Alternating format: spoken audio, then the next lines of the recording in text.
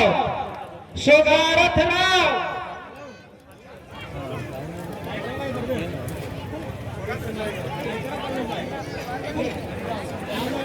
फूल कुमारी राव,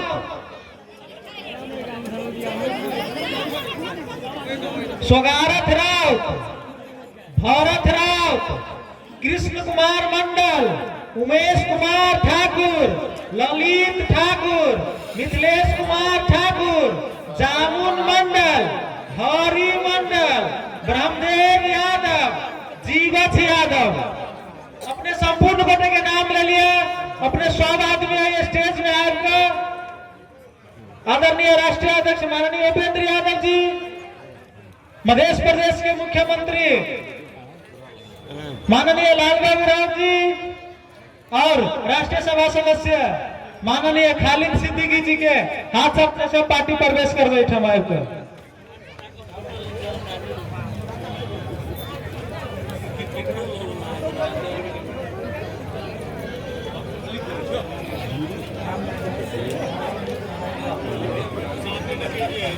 कुमार मंडल, पवन देवी,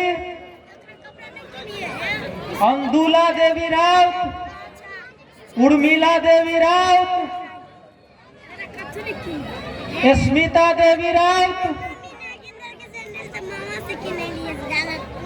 तुलकी देवी राउत, उषा देवी राउत,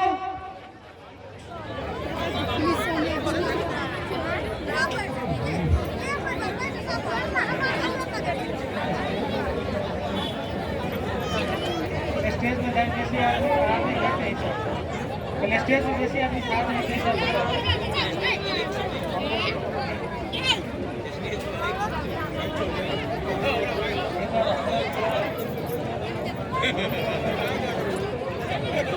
साल पहले आज से गिरजा प्रसाद कोइराला का हमने सिरा में इस तरह स्वागत किया था कि पंचायत काल में राजा महाराजा का भी वैसा स्वागत नहीं हुआ होगा। और मैंने केवल एक छोटी सी बात रखी थी कि गिरजा बाबू, आप भारत में देखते हैं विभिन्न पार्टियों में माइनॉरिटी सेल होता है, मुस्लिम नहीं माइनॉरिटी सेल होता है। आप अपनी पार्टी में अल्पसंख्यकों के लिए एक विभाग बना दीजिए। इतना तक भी स्वीकार नहीं किया उस आदमी ने जिसको लौह पुरुष कहा जाता है नेपाल की राजनीति का। 2059 में मैंने एक अपरिचित व्यक्ति जिसे मैं नहीं जानता था, उनकी एक किताब मैंने पढ़ी और पढ़ने के बाद मैंने देखा कि इस देश में कितना विरोध है, कितनी ऊंच नीच है। जो पार्टी स्वयं समाजवाद की बात करती है, उस पार्टी का कोई भी पदाधिकारी कोई मधेसी आदिवासी जनजाति नहीं है। उस पार्टी के डिसीजन मेकिंग के ठाव में कोई भी मधेसी आदिवासी जनजाति नहीं है। मुसलमान तो बहुत दूर की बात है। उस व्यक्ति ने यहाँ के मधेसियों को, यहाँ के जनजातियों को और यहाँ के मुस्लिमों को ललकारा कि तुम भी इन्हीं की तरीके से मानव हो और तुमको इस धरती के ऊपर मधेश के अंदर अपना अधिकार लेने की आवश्यकता है। मेरे दिल पर यह आवाज लगी। वो व्यक्ति कोई और नहीं, माननीय उपेंद्र यादव थे। और हमने मधेश आंदोलन का साथ दिया। आपने देखा होगा और सुना होगा 2063 साल में इस देश में जहां के मधेसी की बात करना पाप समझा जाता था, मधेसी की बात करना, आदिवासी जनजाति की बात आप नहीं कर सकते थे। मुसलमान बेचारा तक कोने में दुबक करके किसी गांव में एक पुलिस चली जाती थी तो यूं सहमा सहमा खड़ा रहता था। आज 2063 साल में उपेंद्र यादव के बदौलत स्थिति फर्क हो गई है, अलग हो गई है। आज एक तरफ राज्य का प्रतिनिधि बैठा हुआ है, इस देश का संचालक बैठा हुआ है, दूसरी तरफ माननीय उपेंद्र यादव बैठे हुए हैं। एक तरफ जनजाति बैठा हुआ है उनके, दूसरी तरफ एक मुस्लिम बैठा हुआ है कि तुमको मधेसी को भी अधिकार देना पड़ेगा, जनजाति को भी देना पड़ेगा और मुस्लिम को भी तुमको अधिकार देना पड़ेगा। ये जनकपुर इसका साक्षी है, ये जनकपुर इसका गवाह है कि 22 बुंदे समझौता हुआ और आज जो सभी उत्पीड़ितों को अधिकार मिल रहा है और मिलने की बात हो रही है, उसकी नींव इसी जनकपुर उप महानगर पालिका में माननीय उपेंद्र यादव द्वारा रखी गई थी। शायद आपको वो क्षण याद हो। वो ये है कि मालिक कुछ दे देंगे, बड़ी पार्टी है, कुछ दे देंगे, कुछ दे देंगे, अब दे देंगे, तब दे देंगे। अब होते होते मालूम हुआ कि 20, 30, 40, 50, 60, 70 करते करते उम्र समाप्त हो गया, दांत टूट गए हैं, नमस्कार ठोकते ठोकते दुनिया से चले गए हैं। एक झंडा नेपाली कांग्रेस का या नेक पायमाले का एक झंडा उनके जो है कब्र के ऊपर, चहान के ऊपर या शमशान घाट के ऊपर उड़ा दिया जाता है। उसके सिवा उस व्यक्ति को कुछ नहीं मिलता है।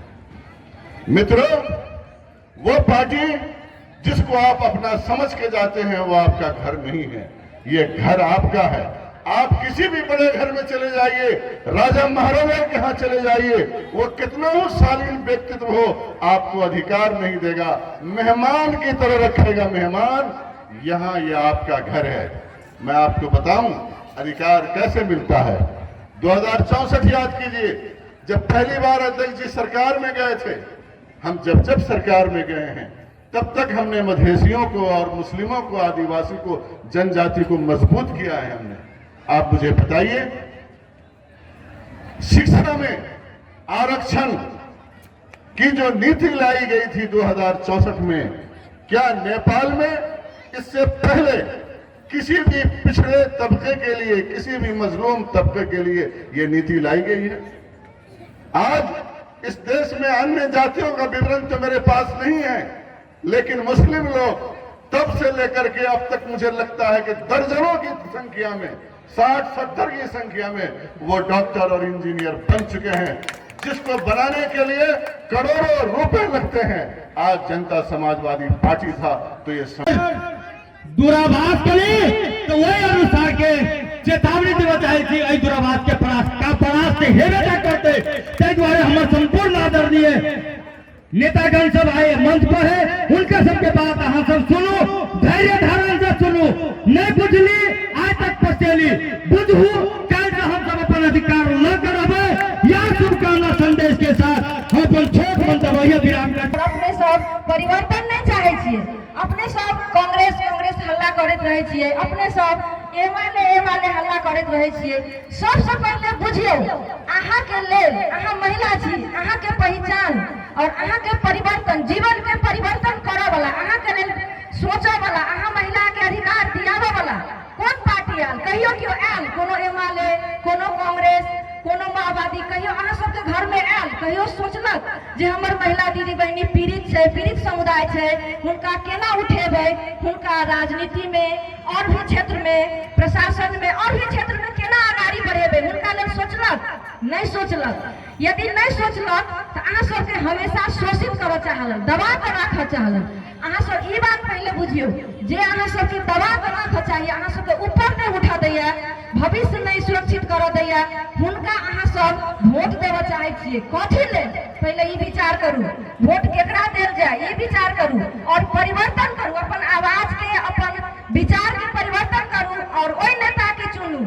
हमरा अहाँ के क्षेत्र में 3 नंबर क्षेत्र में अहाँ सब हमेशा नेपाली कांग्रेस के गुलामी के जिंदगी जिलिए, सब दिन अपना आप में गुलाम होकर रहलिए, कैला जंजीर में बांधल रहलिए, सांस नहीं लेवा सकै छी खुला से। डिबिया में बल्ब में की अंतर छै से बुझियो महिला दीदी बहनी। डिबिया से अपने सब इजोत में लिए, प्रकाश में लिए, तही ना राजनीति में भी अपने सब परिवर्तन करबे विचार में और छत्ता छाप में चुनियो, छत्ता छाप में अपने सब समर्पित होकर लगियो और अपन अधिकार के सुनिश्चित करियो, लड़ाई के लड़बे, संघर्ष करबे। अहाँ सबके भविष्य के, अहाँ सबके वर्तमान परिवर्तन नहीं है, लेकिन अहाँ सबके बाल बच्चा के भविष्य जरूर सुरक्षित है, सुनिश्चित है, वैसा समृद्धि है, वैसा विकास है। ताहि द्वारे अहाँ सबके हम अनुरोध करऽ चाहे छी और ये माने कि महिला हो चाहे कोई भी कार्यकर्ता आबैया, नेता आबैया तो हुनका अहाँ सब अपन शस्त्र के इस्तेमाल करू। महिला के शस्त्र की छै? झाड़ू और बेलन, खदेरू और खदेर के ओकरा सबके अपना दलान से भगाबऽ के हिम्मत राखू, तखने अहाँ सब राजनीति में आगा बढ़ब। राजनीति में आगा बढ़ब तो अहाँ के बाल बच्चा के भविष्य सुनिश्चित है। अहाँ सबके महिला बेटी सबके लेल हमर सबके पार्टी हमर सबके माननीय लाल बाबू राउत जी साइकिल के अभियान चलेलखिन। कैला अहाँ सबके बेटी सब पढ़ते तो शिक्षित हेतै तो विकास हेतै तो अपन अधिकार लेतै। ताहि दुआरे समय बहुत कम छै, हम आइ नहीं बाजब, आइ अपना अवसर दिया है, ये मधेश आंदोलन दिया है और तत्कालीन मधेसी जन अधिकार फोरम नेपाल दिया हमारे। जो कोई जितना घटक है वो पार्टी हो ही नहीं सकता है। आपका पार्टी हो सकता है तो जसपा पार्टी ही हो सकता है जो मधेसियों के अधिकार की बात करता है, दलितों के अधिकार की बात करता है, मुस्लिमों के अधिकार की बात करता है, पहाड़ की जनजातियों के अधिकार की बात कर रहा है, ये तमाम उत्पीड़न में रहा हुआ समुदाय के अधिकार की बात करता है। इसलिए ये आपकी पार्टी है। इसलिए जो लोग पार्टी में प्रवेश किए हैं उन तमाम लोगों को मेरे तरफ से, पार्टी के तरफ से स्वागत और धन्यवाद है। आपकी सरकार जो आज मध्य प्रदेश का नेतृत्व कर रहा है, मैं आपको बधाई। अध्यक्षता में जो आंदोलन हुई थी वो आंदोलन के बदौलत आज मुल्क में संघीयता है। आज संघीयता की वजह से आज ये मुल्क में आज जो जिसका मेजोरिटी है, जिसका जहां बहुमत है, उनका वहां शासन है। हमारे जैसे लोग कांग्रेस और नेकपा और अन्य पार्टी में कभी सोचिए नहीं सकता है। मंच पर बैठे बहुत सारे लोग हैं जो कोई राष्ट्रीय सभा में हमारे खालिद जी हैं, चाहे जो लोग अभी देख रहे हैं नेता राजनीति करने वाले लोग, क्या कांग्रेस और नेकपा जैसे पार्टी के ये मुल्क में हुकूमत रहता, शासन रहता, तो क्या हमारे जैसे पार्टी कभी शासन में जा सकता था? जब हम न्यायिक सेवा के देखते हैं रिजल्ट को, या प्रहरी या अन्य सुरक्षा निकायों का रिजल्ट जब देखते हैं, तो वहां मधेशियों का उपस्थिति नाम का मात्र केवल होता है। वहां बहुत कम नाम मात्र के मधेशियों की संख्या होती है नगर निगम। हमारी तो संख्या अब इस जनगणना में 53% जनसंख्या मधेश में, 53 आधा से बहुत बेसी। तो हमारा आधा हक तो होना चाहिए। ठीक है, यहाँ जो गैर मधेसी रहते हैं उसे भी जोड़ करके 53% का तो हकदार है ना, लेकिन 3% भी नहीं है। आज भी अगर हम सरकारी आंकड़े को देखते हैं, जो उच्च स्तर के उच्च ओहदा में जो उपस्थिति है, जिसकी जनसंख्या 12% है, उनका पहुंच 64% है, और जिसकी जनसंख्या देश की आधी आबादी है, उनका 2% से ज्यादा नहीं। यह फैसले को खत्म करना होगा। दलितों का, मुस्लिमों का या अन्य मधेसी समुदाय का प्रतिनिधित्व, उसमें भी दलित और मुस्लिम के प्रतिनिधित्व नाम मात्र का है। उन्हें रोजगारी के अवसरों से वंचित आज भी किया गया है। इन्हें हमें खत्म करना है। इसके साथ साथ पहाड़ी के भूभाग में भी जो वहां दलित हैं, जनजातियां हैं, वहां भी पिछड़ी जाति के लोग हैं, उनके साथ भी सैकड़ों साल से विभेद और असमानता हो रही है, जिसके चलते उनका भी तरक्की का गति बहुत करता है। इसलिए हमारी जो लड़ाई है कि असमानता, विभेद और भेदभाव को इस देश से जड़ से उखाड़ करके फेंके, वह अभी खत्म नहीं हुई और पूरी भी नहीं हुई है। हाँ, हमें चलना हजारों माइल है, लेकिन यह मध्य प्रदेश की स्थापना से हम कुछ कदम ही आगे बढ़ पाए और वे दूरियां बहुत लंबी चल रही। यहाँ पर मध्य प्रदेश की स्थापना होने से इस देश में एक पहचान पर आधारित प्रदेश का निर्माण हुआ है। यह इसीलिए संभव हुआ कि यहाँ जनता समाजवादी पार्टी और इससे पहले मधेसी जन अधिकार फोरम लगाए के संगठनों दलों के द्वारा आंदोलन का भूमि रहा। दूसरे में जगह देखिए, कांग्रेस कम्युनिस्टों ने जहां प्रदेश बनाया है, क्या बनाया, वो राजा महेंद्र के रास्ते पे चला गया। राजा महेंद्र ने 14 अंचल बनाया था। कोसी नदी के नाम पर कोसी अंचल, तो मेची नदी के नाम पर मेची अंचल, बागमती के नाम पर बागमती अंचल, कर्णाली नदी के नाम पर कर्णाली अंचल, यही न बनाया था। और एक आध बच गया था, जैसे जनकपुर, शायद यह कोई बड़ी नदी ना होने से हुआ। तो कांग्रेस कम्युनिस्टों ने क्या किया, प्रदेश का नाम रखा बागमती प्रदेश। अगर यहां कोई आएगा तो पूछिएगा कहां से आया, तो कहेगा जो बागमती से आए हैं। तो क्या बागमती की गंदगी में नहा के आए हो, वहां रहने वाले हो? तो कहेगा क्या करेंगे, कांग्रेस कम्युनिस्टों ने नाम ही ऐसा रख दिया। फिर कोई पोखरा से आएगा तो वहां गंडकी नदी है, तो उसको पूछेगा कहां से आया, तो गंडकी से आया। यानी वही गंडकी ना प्रदेश, कर्णाली नदी के कर्णाली प्रदेश, तो ये बागमती नदी के बागमती प्रदेश बनाया था। यानी पहचान को, जो वहां की सामाजिक, सांस्कृतिक और राष्ट्रीय पहचान है, उन्हें मिटा करके नदी नाला के नाम रख करके पहचान को मिटाने का काम। आप भारत बगले में, यहाँ बॉर्डर कितना किलोमीटर होगा, बगले में तो उस पार जाइएगा तो बिहार है, और उधर जाइएगा तो पंजाब, क्योंकि पंजाबी का रहने का जगह। बंगालियों का प्रदेश बंगाल है, तो नागा जाति के प्रदेश नागालैंड है।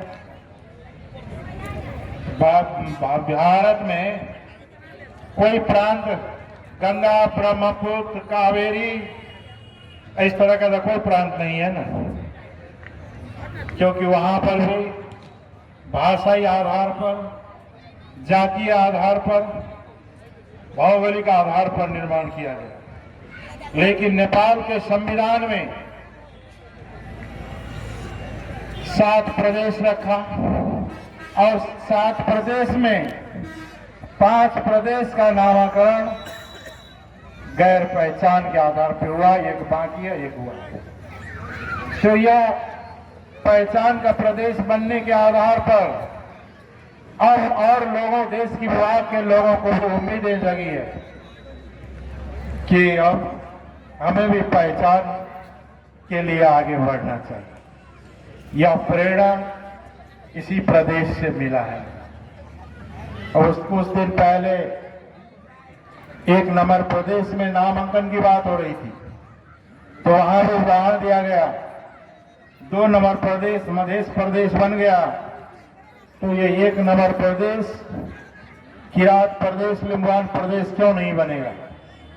तो वहां कांग्रेस कम्युनिस्ट उठ के खड़ा हो गया, भाई यहाँ तो मेची नदी का कोसी नदी बना रही, तो कोसी प्रदेश बनाया जाए। लेकिन लोगों ने इनकार कर दिया। इसलिए क्या है कि यह खास करके जानकी का, राजा जनक का भूमि, यह लोगों को ज्ञान और चेतना का भूमि है, जहां से लोगों को प्राप्त हुआ। इस देश में पहचान पर आधारित यह प्रदेश का नामांकन का शुरुआत पूरे मुल्क को एक नई दिशा देने की बात हुई। और इसके साथ साथ जो संविधान बना है, जो संविधान अभी चल रही का है, वह संविधान भी के निर्माण के समय में हम लोग सड़क में थे। यह संविधान भी विभेदकारी है और असमानताएं इसमें, इसे बदलना होगा। संविधान में जो निर्वाचन प्रणाली है वो काफी महंगी निर्वाचन प्रणाली है, इसे बदलना होगा। नेपाल के गरीब मुल्क में इतनी महंगी निर्वाचन प्रणाली का जरूरत नहीं है। आज भी आपने सुना होगा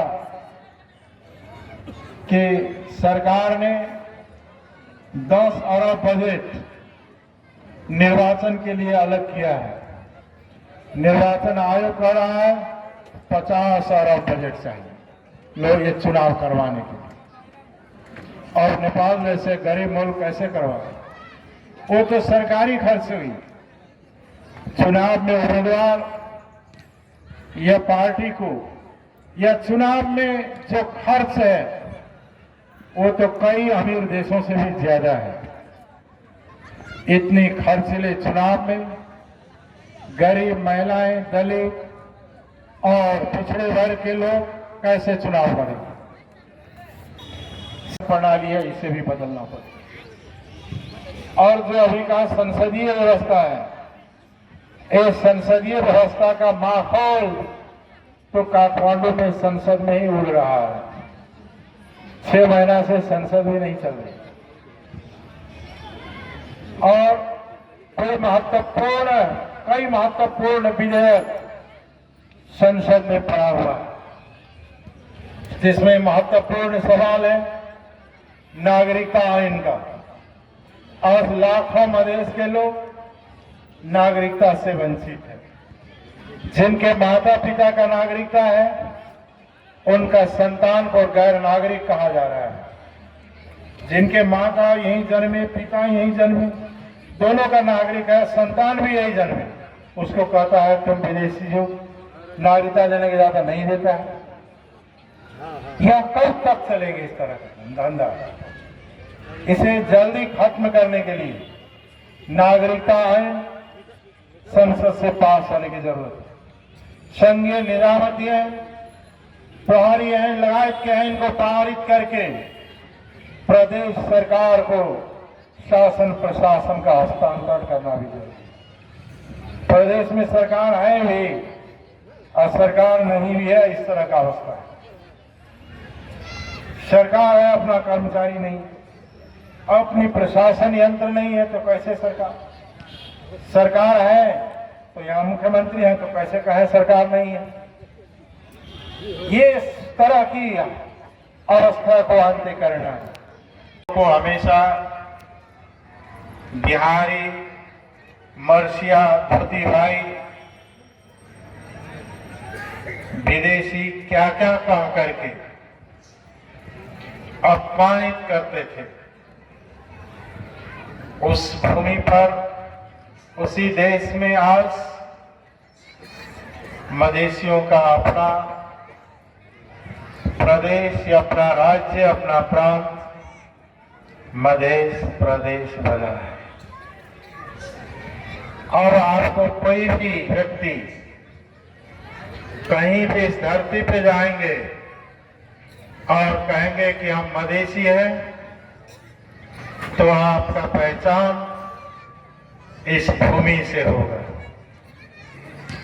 यानी नेपाल के मधेश से वो वहां के हैं, वहां के बाशिंदे हैं, उस देश के नागरिक हैं।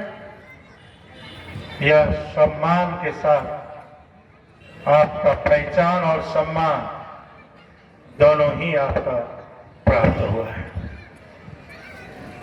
अब उसे अपमान करने का दुस्साहस कोई नहीं कर सकता। आज चाहे वो निजामती सेवा में हो, सरकारी नौकरियों में हो, चाहे और क्षेत्र में हो, मधेसियों के लिए कम ही सही, लेकिन मधेसी कोटा और आरक्षण है। राजनीति में आज महिलाओं के लिए 33% आरक्षित है और दलितों के लिए कोटा निर्धारित है। आज मधेसियों के लिए समावेशिता है, सबके लिए समावेशिता है। भले उनकी मां समावेशीय लोकतंत्र के रूप में आज इसे आगे बढ़ाया जा रहा है। जो कुछ प्राप्त हुआ है आज नेपाल में, यह ऐतिहासिक मधेश जनविद्रोह के चलते ही प्राप्त हुआ है। आज राजनीतिक रूप से जो संघीय गणतंत्र है, समावेशी लोकतंत्र है, आज यह जो है, अगर मधेश जनविद्रोह न हुआ होता, मधेश के जनता अगर खून न बहाया होता, तो ये उपलब्धियां प्राप्त नहीं होती। जब हम लड़ाई लड़ रहे थे मधेश के अधिकार के लिए, हमारी अपनी पहचान दो, हमें अपना अधिकार दो, हमें बराबर हक चाहिए, तो उस वक्त कांग्रेस कम्युनिस्टों की शासन थी और हमारे ऊपर गोलियां बरसा रहे, जिन्होंने मधेश आंदोलन के ऊपर जिस सरकार, जिस राज्य ने गोलियां बरसाया, वो कभी मधेशियों का नहीं होगा। और अभी कुछ ही उपलब्धियां प्राप्त हुई है, अभी बहुत लंबी यात्रा करनी है, बहुत कुछ अभी बाकी है, और यह संघर्ष अभी बहुत आगे तक चलानी है। अगर हम नारायणी से पश्चिम जाते हैं, तब उधर भी 8 जिला है मधेशियों का। आपको नवलपरासी से लेकर के कंचनपुर तक, जहां बहुत बड़ी संख्या में मधेसी समुदाय के लोग रहते हैं, और वह इतिहास का, अगर नेपाल के इतिहास से भी पुरानी इतिहास उनकी है, वो वहां को ले जाकर के उधर संजा पाल्पा कहां न कहां छोड़ दिया गया, जिसके चलते वहां के मधेशियों का राजनीतिक अधिकार, अवसर दोनों संकट में, उनकी पहचान, उनकी प्रतिनिधित्व, उनका अधिकार से ही उन्हें वंचित करने का साजिश के तहत किया है। इसलिए हमें बेटी से महाकाली तक जो मधेश के विभाग है, जहां मधेसी रहते हैं, उन सभी मधेशियों का अधिकार के लिए लड़ना होगा। प्रदेश बना नहीं पाए, इसलिए उनके अलग प्रदेश, उनके अपने अस्तित्व के लिए भी अलग प्रदेश निर्माण की लड़ाई बाकी है। उस लड़ाई को भी हमें यहाँ मध्य प्रदेश हो जाने से उसे भूलना नहीं चाहिए, वो भी हमारी दायित्व है। इसके साथ साथ इस देश में आज भी दलित और गैर दलित के बीच में आज 21वीं शताब्दी में भी बहुत बड़ी विभेद है। इन विभेदों को खत्म करना है, सभी के लिए शिक्षा, सबके लिए रोजगार, सबके लिए सुरक्षा और सबके लिए स्वास्थ्य और आवास जैसी आधारभूत आवश्यकताओं का परिपूर्ति जब तक राज्य के द्वारा नहीं होगी, तब तक यह विभेद और असमानता खत्म नहीं होगी।